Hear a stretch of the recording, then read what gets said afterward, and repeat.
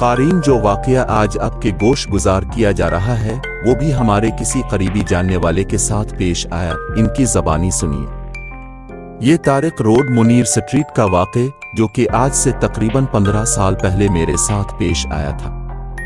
Routine की बात थी रात 1-2 बजे घर आना, दोस्तों के साथ बैठे रहना, गप्पे लगाना, उठ पिटंग प्लान बनाने। इस रात जो कि शायद 14वीं की रात थी, दोस्त की बैठक में बैठे 1:30 बजे का टाइम हो गया। मेरा घर इस दोस्त के घर से 4 गलियों की दूरी पर था। इस दिन हम दोनों अकेले ही थे, सन्नाटा काफी था। इम्तियाज के घर के साथ 2 कब्रिस्तान मुल्हका थे, एक ईसाइयों का और दूसरा मुसलमानों का। खैर इससे इजाजत ली तो कहने लगा अकेले कहाँ जाओगे, यहीं सौजाम ने मना किया और सलाम लिया तो कहने लगा चुल्लू में छोड़ आता हूँ, इस वक्त अकेले जाना मुनासिब नहीं, रास्ते में कोई लुटेरे चोर वगैरह भी हो सकते। मैंने कहा तो फिर तुम्हें कौन छोड़ने आएगा, इस तरह तो हम इस चक्कर में रहेंगे। खैर हंसते मुस्कुराते रुखसत हुआ।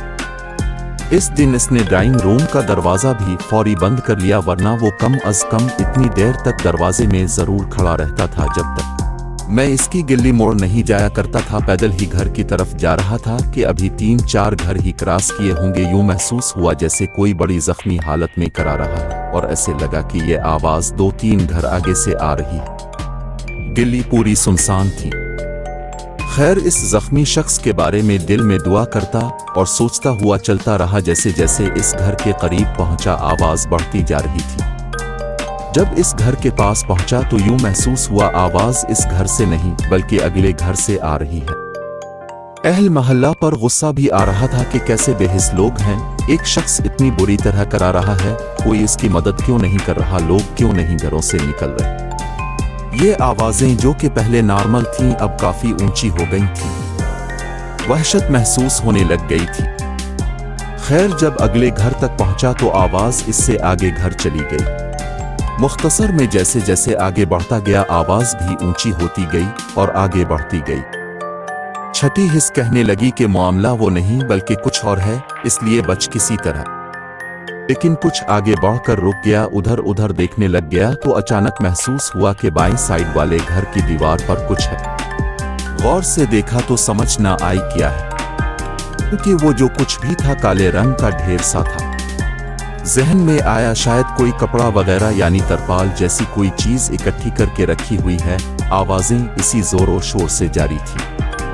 दुआएं सूरतें पढ़ता हुआ फिर से चल पड़ा। 2 कदम ही चला था कि बाईं साइड पर भी कुछ हलचल महसूस हुई। वही तरपाल, ओ मेरे खुदा, जिसे मैं तरपाल समझ रहा था, अब इस अगले घर की दीवार पर पड़ी थी जिसके करीब से मैं गुजर रहा था।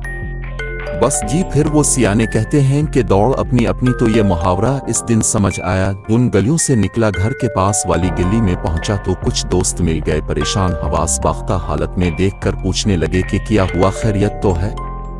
मगर इस वक्त कंडीशन ही कब थी कि उन्हें तफसील बताता। खैर वो लोग मुझे घर तक छोड़ कर गए। सारी रात डरते गुजारी।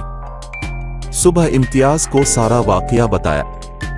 इस रात जानबूझकर फिर बैठ गए। इसी वक्त वो मुझे घर छोड़ने आया, मेरे मना करने के बावजूद। जाते वक्त तो कोई मामला पेश ना आया, मगर जब वो घर पहुंचा और फौरी मुझे कॉल की कि यार यही वाकया मेरे साथ पेश आया है और मैंने इसकी शक्ल भी देखी है। खैर उसका हुलिया डिस्कस करने की जरूरत नहीं। हम दोनों ने अपने उस्ताद जुबैर साहिब से इस वाकया की बाबत बात की कि ये इस तरह पेश आया है, इसका हल करें। वो शाम को एक कुरान करीम के उस्ताद साहिब जो कि हमारे भी उस्ताद हैं, उनका नाम मजहर साहिब है, उन्हें ले। मजहर साहब ने काफी डांटा हमें कि तुम लोग नमाजें तो पढ़ते नहीं हो, दुनियादारी में घिसे हुए हो, यही कुछ होना है तमेरी साथ। खैर डांट सुनी, वो भी तसल्ली के साथ। वो हमें समझा कर चले गए, मगर थोड़ी देर बाद वापस आ गए क्योंकि उनके घर की चाबियां वहीं ड्राइंग रूम में ही रह गई थी। उन्हें चाबियां पकड़ाएं तो दरवाजे से निकलते हुए आवाजों के बारे में बताकर पूछा क्या आवाजें बिल्कुल ऐसी ही थीं क्या। हमने कहा जी बिल्कुल इसी तरह की थीं। तो कहने लगे मैं जब गिल्ली के कॉर्नर पर पहुंचा था तब सुने, मैंने भी ऐसी आवाजें सुनी। अब हमें एक जिद सी बन गई कि ये क्या मसला है, इसकी खोज लगानी है। نیکسٹ ڈے آیا تو سارا واقعہ ذہن میں تازہ کیا، اور جب غور کیا تو ایک بات سمجھ میں آئی کہ یہ آوازیں صدیق اور رفیع کے گھروں میں سے کسی ایک گھر سے شروع ہوتی ہیں۔ پہلے صدیق کو ملے، اس سے پوچھا، اس نے کہا نہیں یار مجھے تو ایسی کوئی آوازیں نہیں آئیں کبھی۔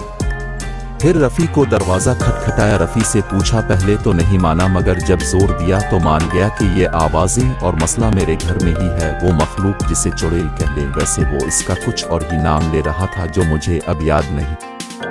اس نے بتایا کہ سال میں ایک مرتبہ چند دن کے لیے ہمارے گھر میں چھت والے کمرے میں آتی ہے اور لازمی طور پر ایک جان ضرور لے کر جاتی ہے۔ وہ جان کسی جانور کی ہوتی ہے۔ خیر اسے کہا کہ علاج کرواؤ، الفاظ ہمارا رات کو پھرنا بھی دوبھر کر دیا ہے۔ پتا نہیں اس نے علاج کروایا کہ نہیں، بہرحال میں رات دیر تک اس گلی میں یعنی امتیاز کے گھر جانا چھوڑ دیا ہے۔ یہ سارا واقعہ حرف بحرف سچا ہے، اس کے تمام کردار مجھے بھی ملا کر سب ہی آج بھی زندہ سلامت ہے۔